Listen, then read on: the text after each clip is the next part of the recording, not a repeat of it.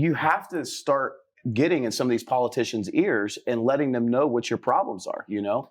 I mean, when you're housing that many people and then you're having this happen, like, dude, like if they find, like you're on the news, right? And then if you have bad press in the news and your business, it's a whole like. You're evil Terry. It's a whole stack of dominoes.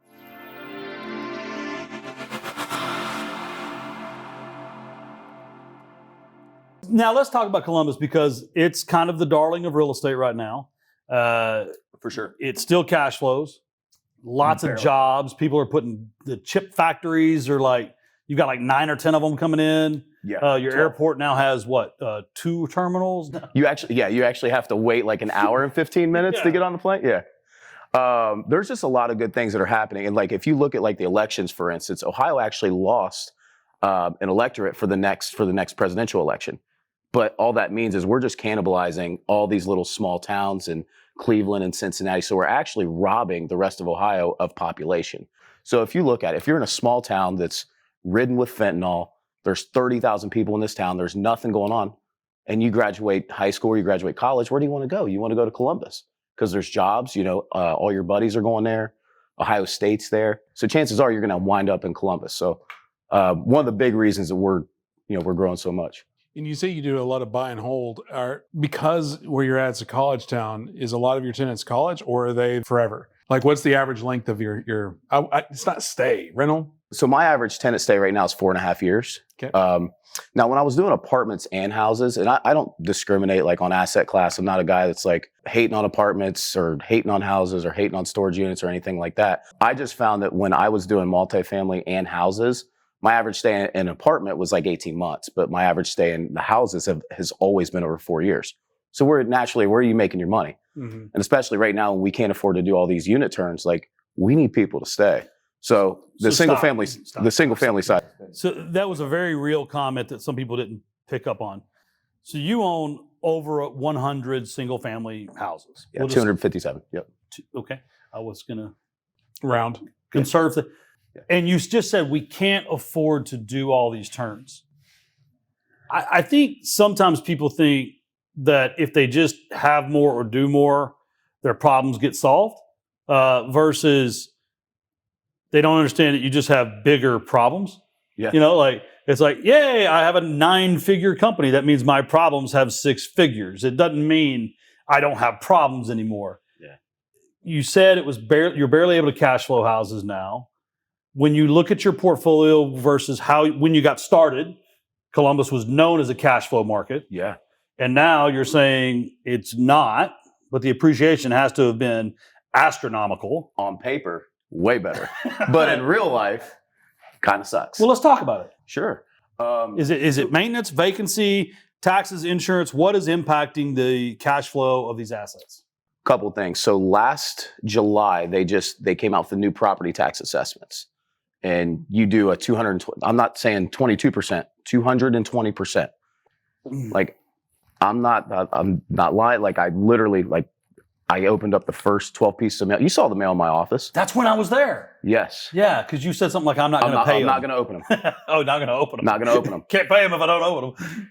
And I looked at them. I looked what the increases were going to be. And like, I mean, I just cried. I did. Because there's no way I was going to be able to afford it with the rents. But 220% increases. Now I'm asking Mr. and Mrs. Jones to pay $300, $350 more a month. That's not right. You know, and then the insurance costs, like, you know, we had to go to almost like a self-insurance model. So now we're doing $25,000 deductibles on our rentals just to be able to keep. That's just catastrophe coverage. It is. It's catastrophe waiting, right? Well, I think this goes to, it's a larger conversation in the sense that if you zoom out, and I know this is a real estate, the likelihood of anybody viewing this or listening to this that's not a real estate investor is low. But the reality is there's so much negative press and propaganda that's thrown the big bad real estate investor who's making all this money. And yes, at the end of the day, yes, you can make a ton of money. But when you raise it 220%, ultimately, who's going to get their teeth kicked in? It's that tenant. Mr. and Mrs. Jones. Mr. and Mrs. Jones. And it's sad, man. You know, not to get political, but I have Go been, ahead. We don't care. Okay, well, we are in Texas, so I guess I can speak freely. But You know the internet. there you know the are internet certain like goes beyond Yes. where we record this at. No. You have to start getting in some of these politicians' ears and letting them know what your problems are. I mean, when you're housing that many people and then you're having this happen, like, dude, like if they find, like, you're on the news, right? And then if you have bad press in the news and your business, it's a whole, like, You're evil stack Terry. it's a whole stack of dominoes. So the property taxes, that's been a huge thing. Bernie Moreno, who's running for Senate in Ohio, that's like number 3 on his platform, is not having, because it's like, what are our property taxes actually going for? If they're going towards stuff, then great. But if they're not going to anything, then what the hell are we paying them for? But like state of Texas, our property taxes are just astronomical. I've heard. Typically, it's close to 3% of the value of the home per year. Whoa. But here's the thing, crazy thing. Then you hear them talking about we have this surplus fund that's good for the next 10 years or whatever. And it's like, I don't have that. Why don't I get to have that? Why did you get to have that? Economy, Right? right? Like, yeah, I mean, but ultimately, I think the point that Ryan was making is it doesn't trickle down. It's just if we can't pay our bills, you can't live there. Correct. It's just the math. So we have to either sell the house or charge you more. Right. And either way, you don't get to live there. Right. And everybody loses in that scenario, That's right. right? So, yeah, I mean, you got the insurance, the taxes was a big hit in Columbus, Ohio. I mean, rates, we could go on for forever about that. But we are doing the interest-only loans right now. I'm calling them Band-Aid loans because I want to pay down debt. I don't want to have all this rack of debt, when I'm 50, 60 Right. years old. But so that's a pivot that we've made, is doing interest-only instead of going to these small local community banks. But maintenance, the cost, like, AC costs have went up, 50, 60%. And so now I'm looking at, like, how can we buy an HVAC company?